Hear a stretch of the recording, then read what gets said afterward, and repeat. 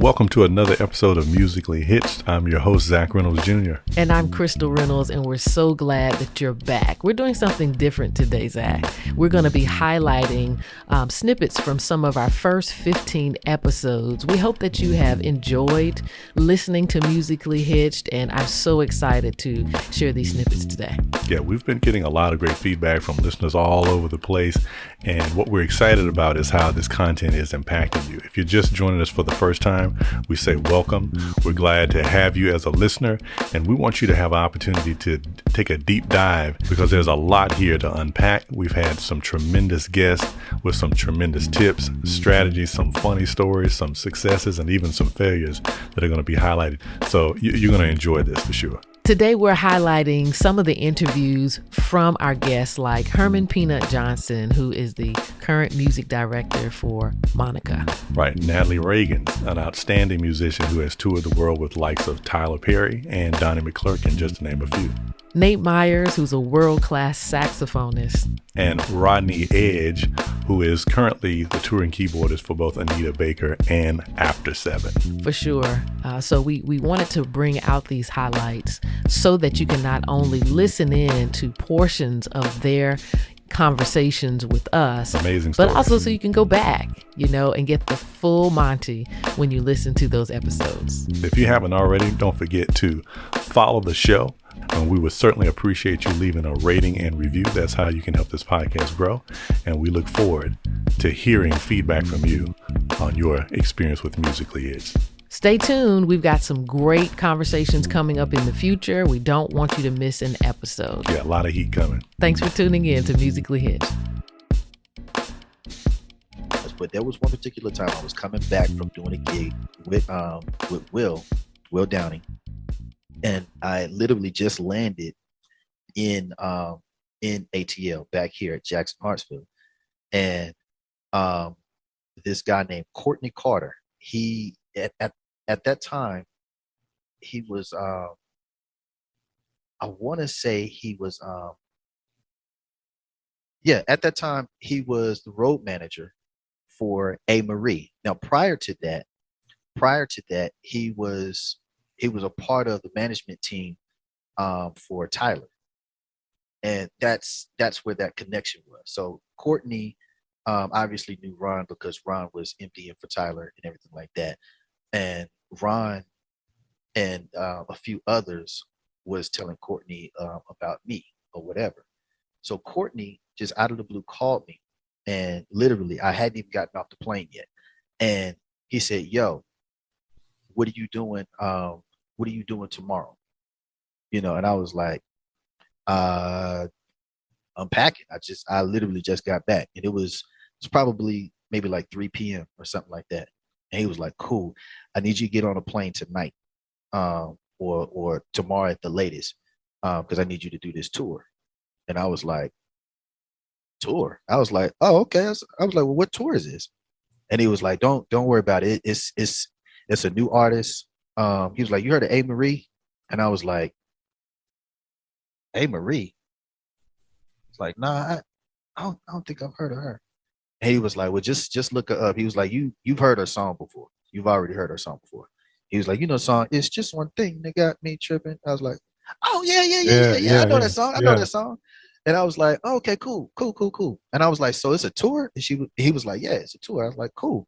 And he told me, he said, when you get back home, just go kind of like listen to some of her music and everything like that. And I'm gonna send you some of her music, if you don't have it already. I said, "Oh, okay, cool." So I ain't think nothing of it. So when I got home, started unpacking to repack, because I wasn't sure if I was going to be flying out that night or the next day. Ultimately, it was the next day. So I was flying to, ironically, I was flying to Raleigh.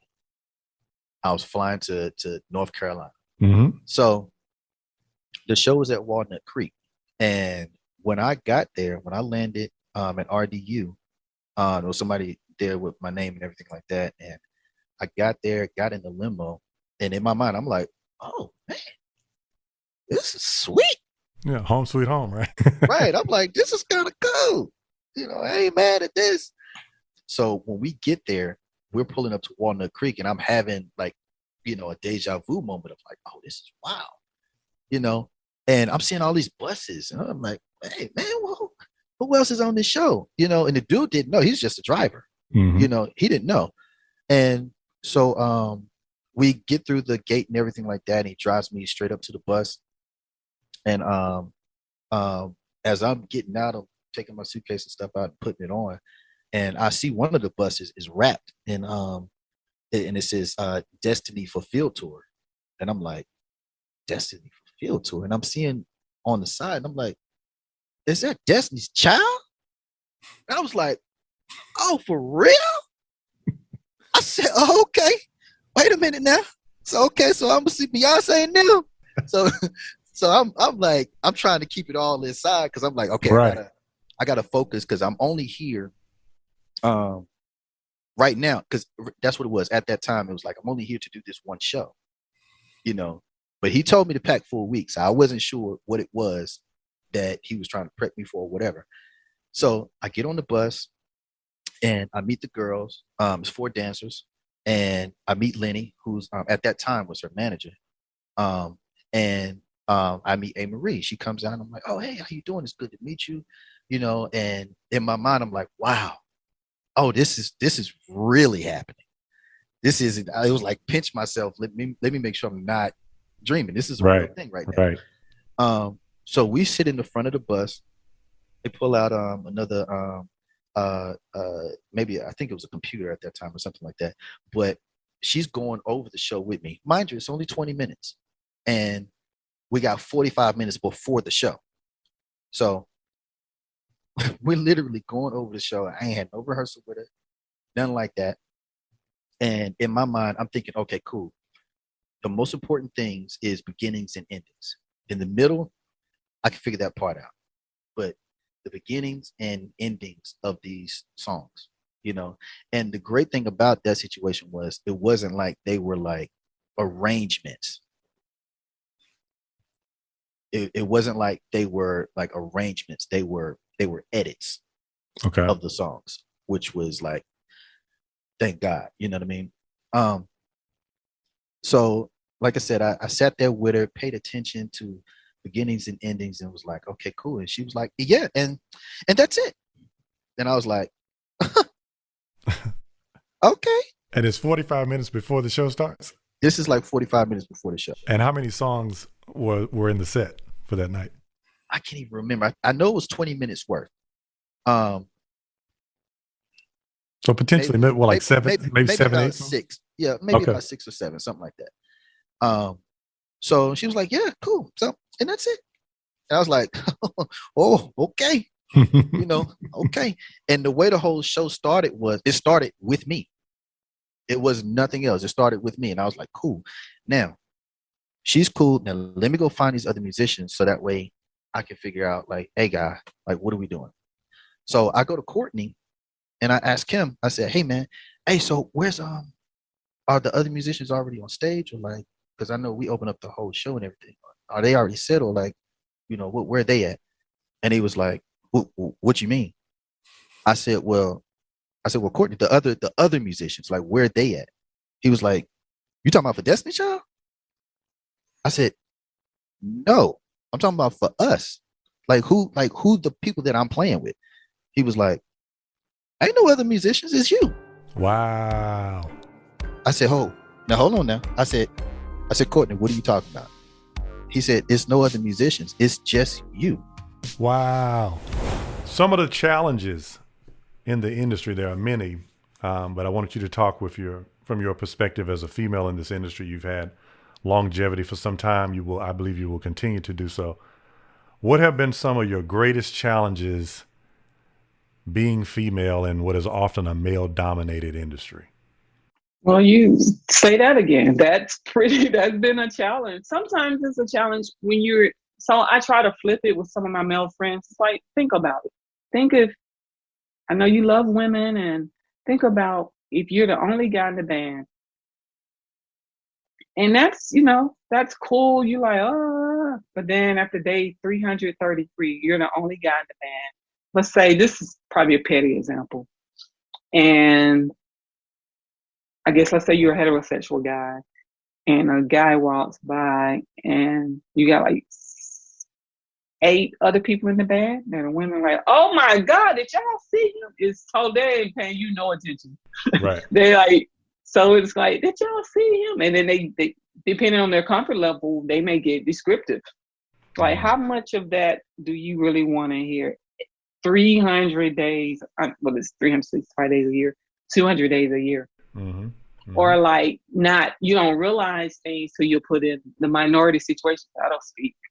You know, people who had never had to be minorities. So stop there, huh? They may feel privileged. We use the word entitled. They don't understand the plight of a minority. So I would consider a minority in the band sector. Right. You bond with some, don't bond with some. Correct. And I am not perfect at this, you know, it's trial and error. You know, you're going to run into some challenges. But for me as a woman, I just, it's kind of funny. Like I might, you know, hang out with some of the singers or some of the cast or, you know, mix it up. Right. But I'm not hanging out with a group of guys, you know, doing whatever they do. I've learned to kind of adapt, do my thing. What time is call time? You know, I'll see you all. Oh, Nat, won't you come hang out with us? Maybe, maybe not. And I'm okay. And they respect me. I respect them. And, you know, we usually okay. You know, a tour is nothing but it's a community of people. Sometimes it can be 5 people. It could be 500 people, depending on who the artist is and the size of the production. So, you know, we got to be conscious. That personal space thing is a very real thing, and understanding the etiquette of touring is what we're talking about right now. How to stay on tour, you know, the whole time, right? Because you can be sent home for a lot of reasons, and being insensitive to your fellow man or fellow woman, right, could be a problem real quick. Some people might be very temperamental.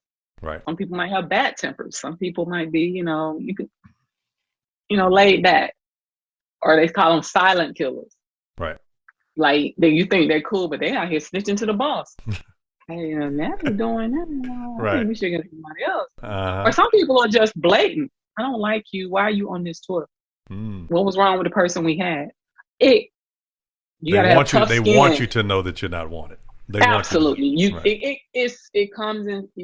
Challenges can come in any angle. Now, some people, you got people like I'm single, but some people are married with families. So there are adjustments. Spouses want to come to town, and it could be anything, you know. Kids want to see you. Like some tours, they don't. It's like no intermingling. Like no. Whenever you deal with something outside of, then some people are like, you're grown. Who cares? Yeah. Some people forget that it's still a job. It's a business.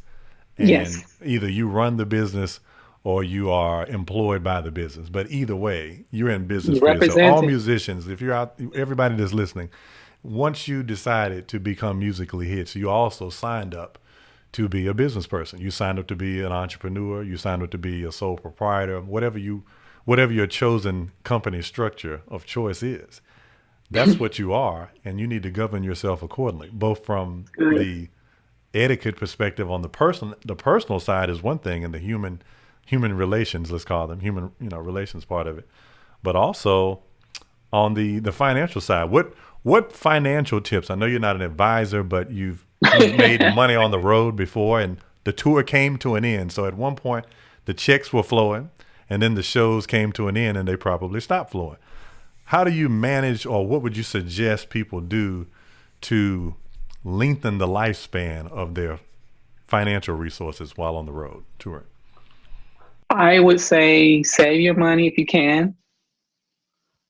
Don't splurge, because these things are not promised. You could think you're on a tour for 6 months. The thing can last 6 weeks.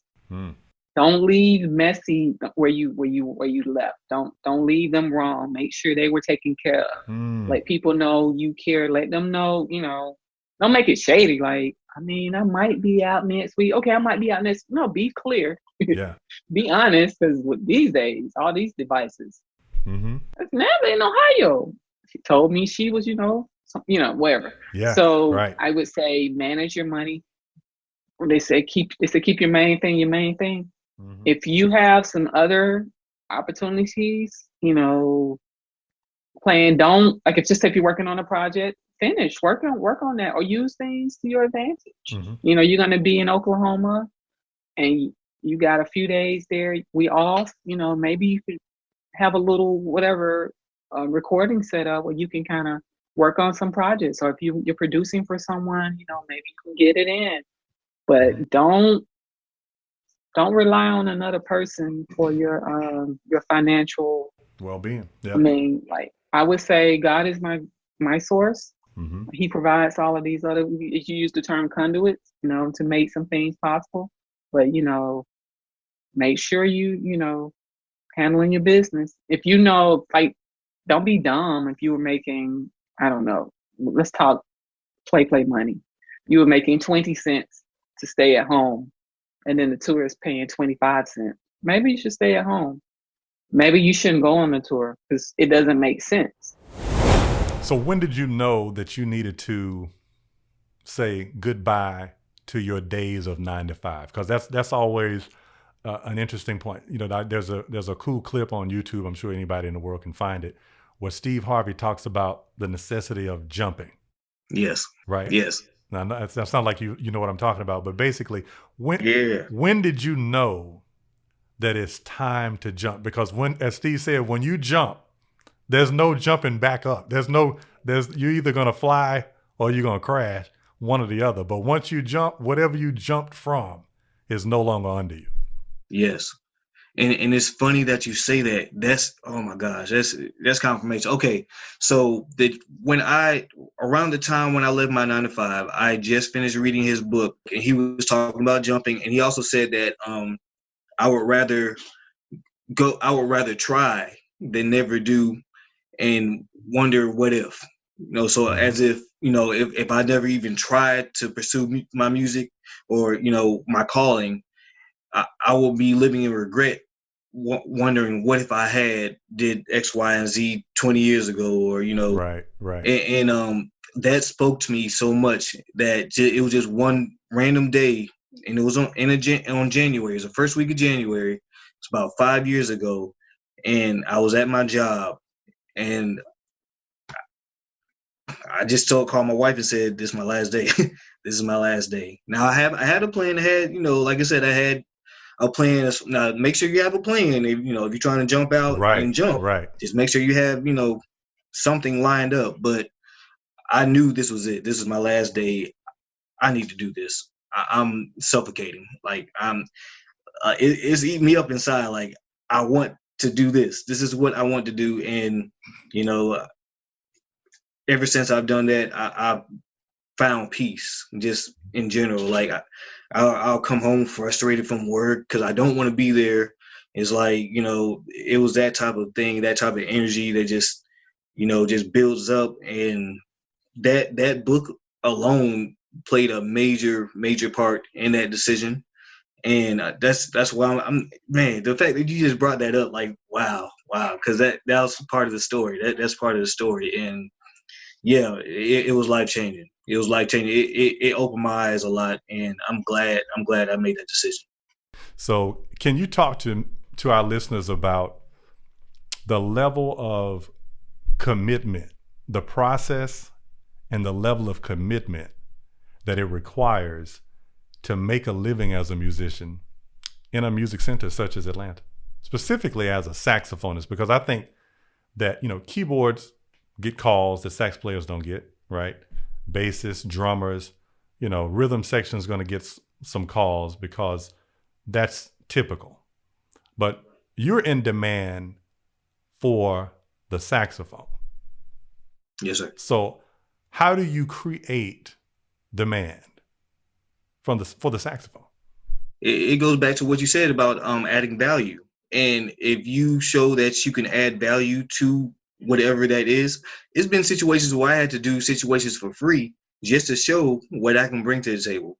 Okay. And because of that, they'll call me back and, hey, we're going to add you to the budget just because of the fact that you're a good person, and you can play, but we just like having you around. It's all those things work together, because at the end of the day, you don't, just like a 9 to 5, you don't want to work in an environment with people that you don't want to be around. And the same thing goes with music. The music is not going to be the same when you're on stage with people that you just don't gel off stage. You're going to hear it. It's going to come out in music. So it's like, all of those things, you really have to be committed. You have to have 110% of commitment. It's about adding value. Everything in life in general, you should be surrounded by somebody that's going to add value to you as well. And you should always have a goal to add value to somebody else and to whoever you encounter. If people never get an opportunity to see what you can offer, like, you're not going to get calls. How can you grow if they can't even see it? Like, you have to humble yourself first and foremost, and then secondly, you have to do that. That's, if you're a true entrepreneur, a true hustler, if you want to call it that. Like, you have to have. You got to be thinking ahead. You can't just look at the now, and you got to look at, okay, if I do this, how could I benefit? Like, how can this help my career? How can this help my business? Like, as a business person, as a CEO having your own business, you have to make plenty of investments in your equipment. The microphone you're talking in right now, that's an investment. But you have to be willing to invest, not just money. You have to invest time. You have to invest all of that. You have to time practicing, time doing paid gigs. It's all an investment.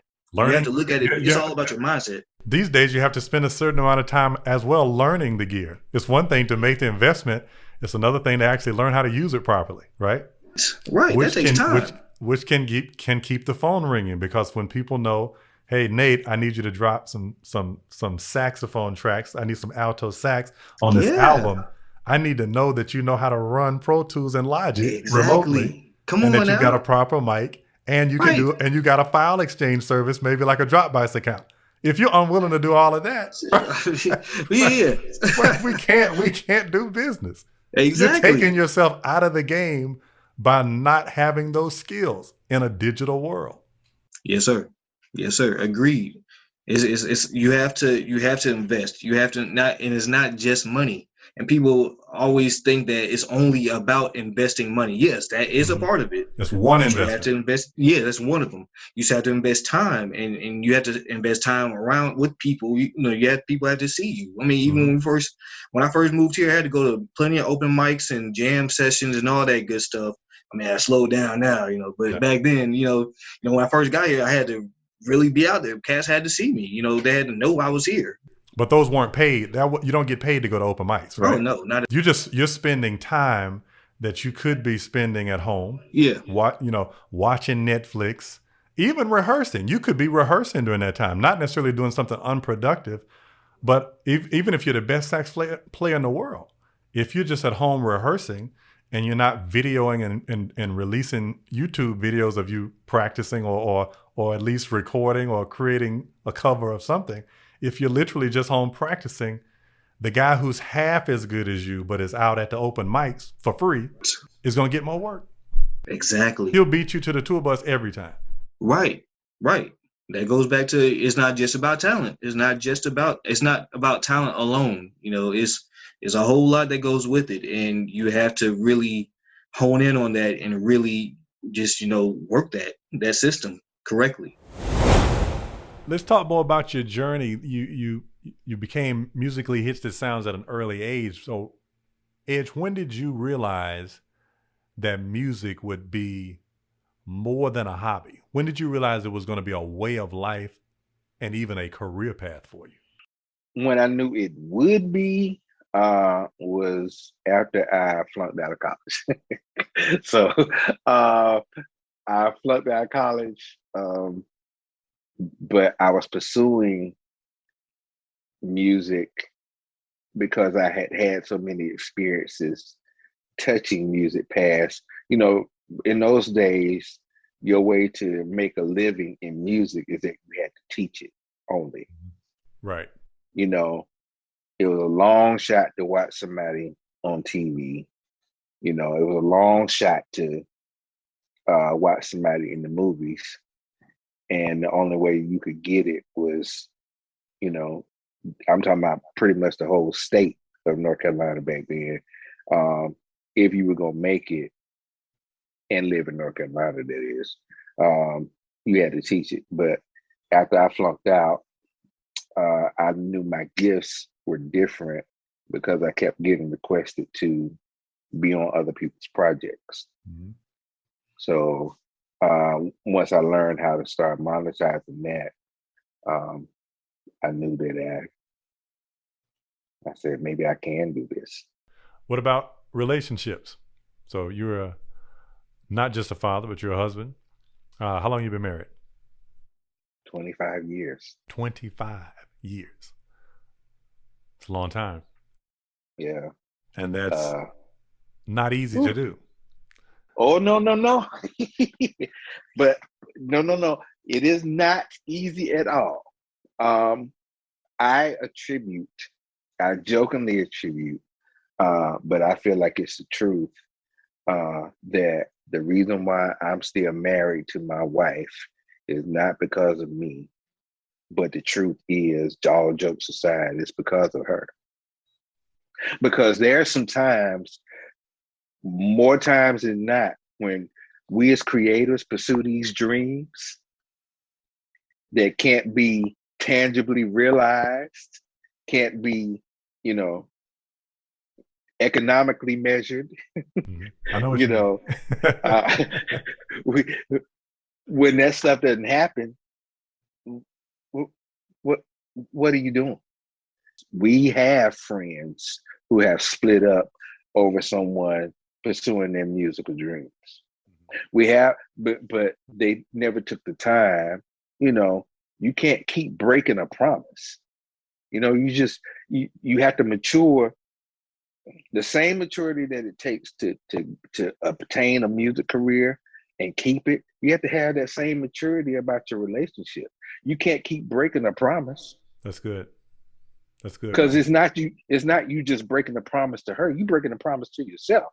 Because you can't keep putting in on something on music side and feel like you don't have to do the same thing on the relationship side.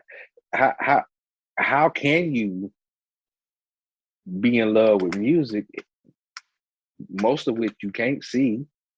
I know that's so scriptural, but music is felt more than it's heard.